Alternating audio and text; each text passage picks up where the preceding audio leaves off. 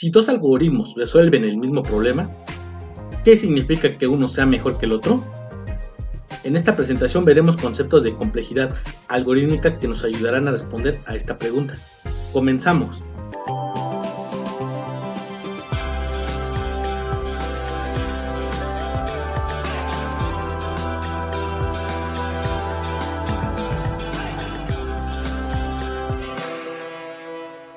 En el video de problemas computables y no computables vimos la definición de un algoritmo, así como sus características y las partes que lo componen al escribirlo.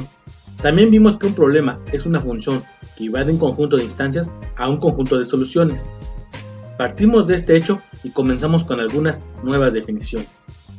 Se tiene que un algoritmo es correcto si para cada instancia de entrada el algoritmo se detiene con la salida correcta. En este caso, decimos que el algoritmo resuelve el problema.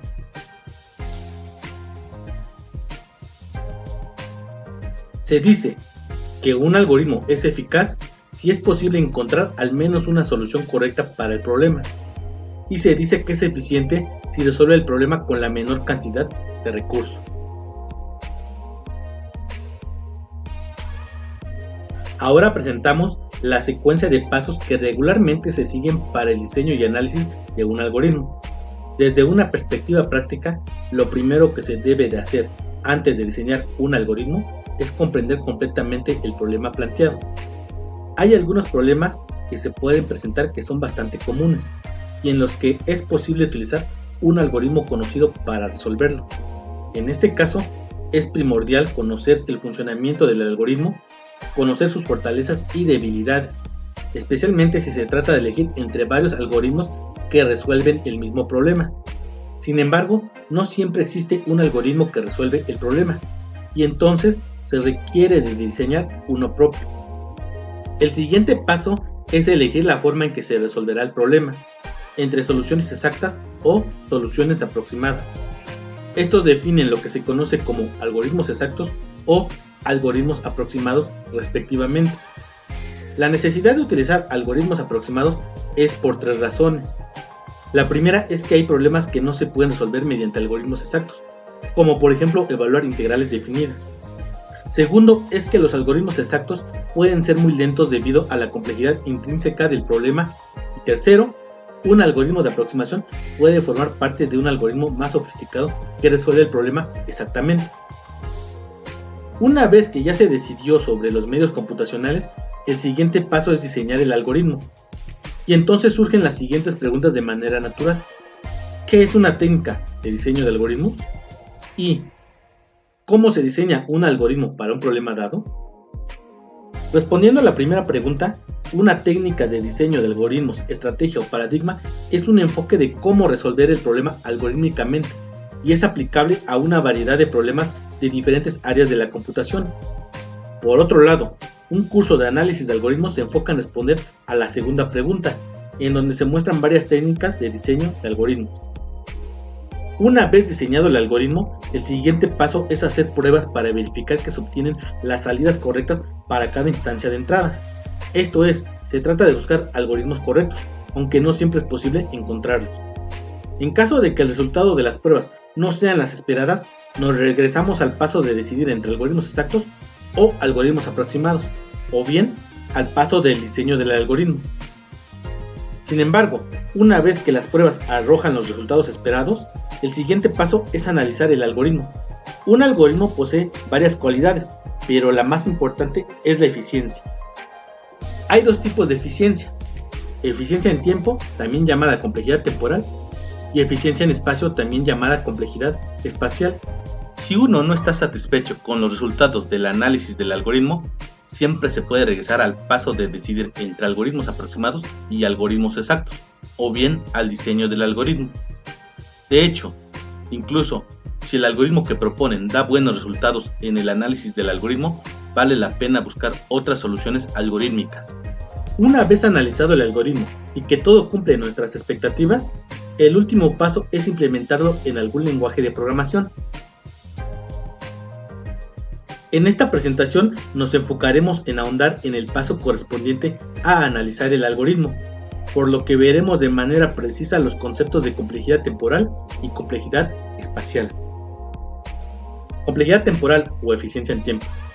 Se denota mediante TDN y es el número de operaciones o pasos ejecutados para resolver un problema con una entrada de tamaño n. Complejidad espacial o eficiencia en espacio. Se denota mediante SDN y son los recursos de memoria que utiliza el algoritmo para una entrada de tamaño n. Al cálculo de la complejidad algorítmica mediante conceptos teóricos se le conoce como análisis a priori, y al cálculo experimental en la que se recogen datos estadísticos del tiempo consumidos por el algoritmo mientras se ejecuta en una computadora en particular, se le conoce como análisis a posteriori. Primero veamos cómo calcular la complejidad temporal mediante su análisis a priori. Para ello, consideremos el algoritmo de búsqueda secuencial en un arreglo de enteros. Primeramente, consideremos el mejor caso que se puede dar al utilizar el algoritmo. Esta situación se da cuando el elemento que estamos buscando es el primero, no importando el tamaño del arreglo. En tal caso, el for que aparece en el algoritmo de búsqueda secuencial se ejecuta una sola vez, ya que el valor x que estamos buscando coincide con el valor que ocupa la posición 0 del arreglo, por lo que se ejecutan 3 pasos para encontrar el valor a buscar. Un paso para entrar al cuerpo del for, otro para ejecutarse la sentencia if y otro más para devolver el índice 0 en la sentencia return i. Entonces, si mostramos la gráfica de la función TDN, donde n es el tamaño del arreglo y TDN el número de pasos ejecutados por el algoritmo, se tiene que en el mejor caso para el algoritmo de búsqueda secuencial, esta gráfica es una gráfica de orden constante, ya que no importa el tamaño del arreglo, siempre se ejecuta la misma cantidad de pasos para resolverlo. En este caso, decimos que el orden de complejidad temporal en el mejor caso es constante y lo denotamos mediante omega de 1. Ahora, consideremos el peor caso que se puede dar al utilizar el algoritmo de búsqueda secuencial. Este se da cuando el elemento x que estamos buscando no se encuentra en el arreglo. Entonces el índice i dentro del for recorre todo el arreglo de tamaño n en busca del elemento x. Al final, el índice i se actualiza una vez más y sale del rango del arreglo. Esto significa que no encontró el elemento. En tal caso, la sentencia for se ejecuta n+1 veces. Por otro lado, la sentencia if se ejecuta tantas veces como se haya ejecutado el cuerpo de la sentencia for, es decir, n veces. Finalmente, se ejecuta una vez la sentencia return -1. Y así, en el peor de los casos se ejecutan 2n+2 pasos. Esta ecuación corresponde a una recta. En tal caso, decimos que el orden de complejidad temporal en el peor caso para el algoritmo de búsqueda secuencial es lineal. Y lo denotamos mediante O mayúscula de n, comúnmente llamado Big O por su traducción al inglés. Ahora procedamos a realizar el análisis a posteriori. Una forma de medir la complejidad temporal en que tarda un programa es mediante el tiempo en que tarda la computadora en ejecutar el programa. Sin embargo, en este caso necesitamos ser muy precisos al mostrar el tiempo de ejecución, por lo que una alternativa es contar directamente el número de operaciones que realiza el algoritmo cuando se ejecuta. Por ejemplo, aquí se muestra el código implementado en lenguaje C del algoritmo de búsqueda secuencial. La función tiene como argumentos el arreglo A, el tamaño del arreglo y el valor que se buscará en el arreglo. Procedemos a contar el número de operaciones en el mejor caso. La declaración de la variable i se ejecuta una sola vez. El cuerpo del for se ejecuta 2 veces, una para la asignación del valor i igual a 0 y otra para checar que se cumple la condición i menor que n. La sentencia if en este caso se ejecuta una sola vez. Entra en el cuerpo de la sentencia if y puesto que el valor a buscar se encuentra en la posición 0, la sentencia return i también se ejecuta una sola vez. De esta manera, la complejidad temporal para el mejor caso se da con 5 operaciones, no importando el tamaño del arreglo.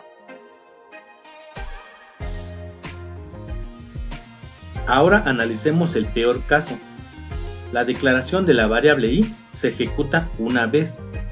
El cuerpo del for se divide en inicialización, condición y actualización que se ejecutan una vez, n más 1 veces y n veces respectivamente. La sentencia if se ejecuta n veces y no entra en el cuerpo. Una vez que se termina de ejecutar la sentencia for, se ejecuta la sentencia return -1 una sola vez, teniendo que la complejidad temporal en el peor caso está dada por la ecuación t de n igual a 3n más 4. Para ejecutar el programa haremos uso de un contador que permita ir almacenando la cantidad de operaciones ejecutadas. Se incrementará el contador por cada sentencia del código. De esta manera, se incrementa el contador para la declaración de la variable i. Posteriormente volvemos a incrementar el contador y le corresponde a la inicialización de la variable i dentro del cuerpo de la sentencia for. Posteriormente, dentro del cuerpo for, inmediatamente aparece un incremento del contador que corresponde a la condición de la sentencia for. Dentro de la sentencia if aparece 2 veces el incremento del contador. Una corresponde a la sentencia if cuando entra en el cuerpo y otra corresponde a la sentencia return i. Enseguida del cuerpo de la sentencia if aparecen 2 veces el incremento del contador y corresponde a las veces que se ejecuta la sentencia if pero que la condición no se cumple, es decir, que no entra en el cuerpo de la sentencia if, y el otro incremento corresponde a la actualización de la variable i dentro del cuerpo de la sentencia for. Luego, afuera del cuerpo de la sentencia for aparece 2 veces el incremento del contador. Una corresponde a la condición del for en la que ya no entra en el cuerpo y es que se cumpliera, y otra corresponde a la sentencia return -1 cuando éste se ejecuta.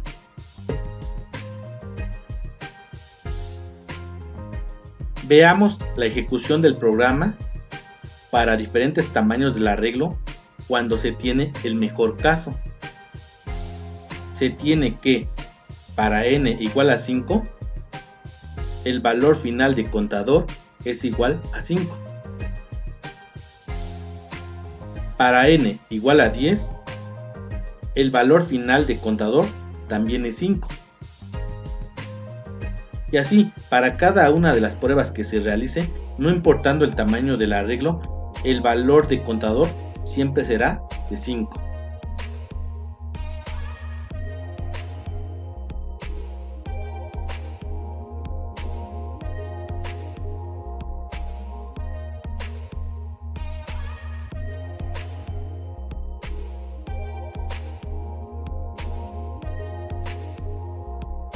Ejecutemos nuevamente el programa, pero ahora en el peor de los casos.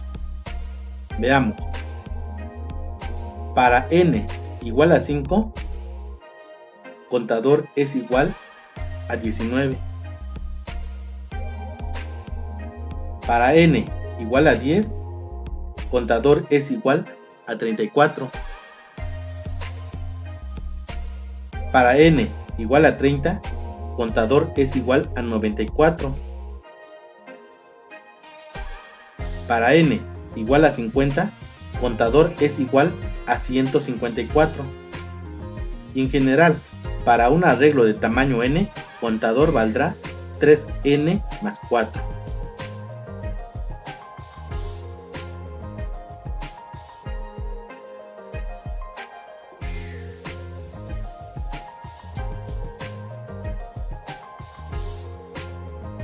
Una vez que ejecutamos el programa y registramos los valores del tiempo de ejecución tanto para el mejor caso como para el peor, lo que sigue es graficar los puntos sobre el plano cartesiano. Aquí se muestran los datos registrados para el mejor caso. Se tiene que p de n es igual a 5 para cada uno de los valores de n. Y así, en el mejor de los casos, el orden de complejidad temporal es omega de 1.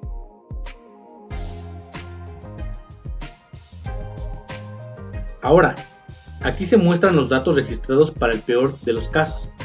La ecuación que definen estos puntos es la recta t de n igual a 3n más 4.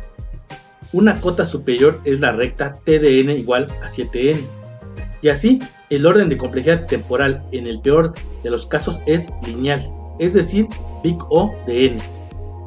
Cualquier otra situación que se dé en el algoritmo de búsqueda secuencial estará acotado por abajo por la ecuación TDN igual a 1 y por arriba por la ecuación TDN igual a 7n. Generalmente, nuestro objetivo será encontrar la complejidad temporal en el peor de los casos, debido a que el tiempo de ejecución en el peor de los casos es una cota superior sobre el tiempo de ejecución de cualquier entrada.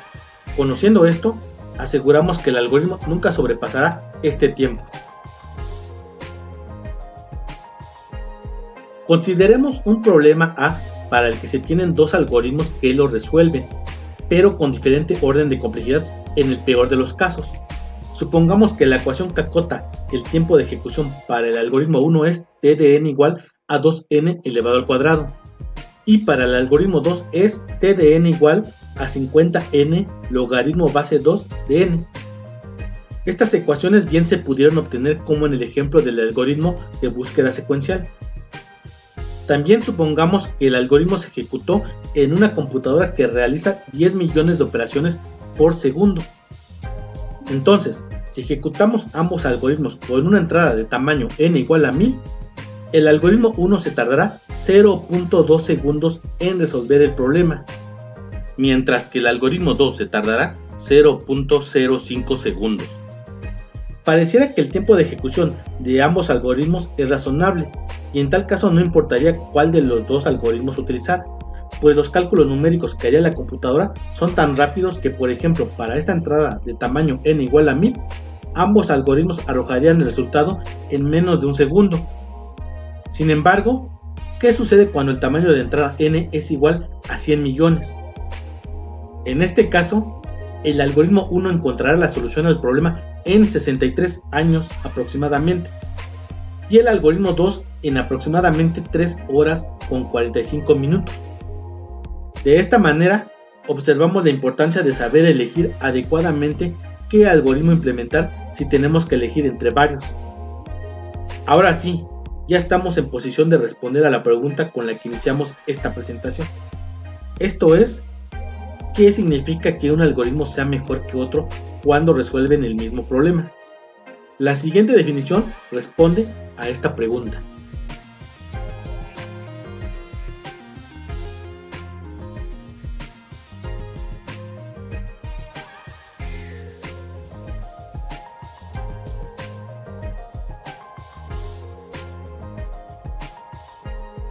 Hasta ahora nos hemos enfocado en el cálculo de la complejidad temporal. Sin embargo, no olvidemos el concepto de la complejidad espacial. Este mide los recursos de memoria que el algoritmo utiliza. Cuando se habla de recursos de memoria, no se hace referencia a unidades de bytes o a otros tipos de longitudes de acuerdo con la arquitectura de los datos que se usan, por ejemplo, palabras de 64 bits, sino que se hace una simplificación y se supone que todas las operaciones sencillas tienen el mismo costo computacional. Por ejemplo, si consideramos el algoritmo de búsqueda secuencial, se requiere una unidad de memoria para almacenar la variable i, otra para almacenar el elemento buscar y n unidades de memoria para almacenar los elementos del arreglo. Esto sin importar el mejor o peor caso que se puede dar en la medición de la complejidad temporal, es decir, siempre se requerirán n más 2 celdas para almacenar las variables involucradas en el algoritmo. Luego, el orden de complejidad espacial es lineal.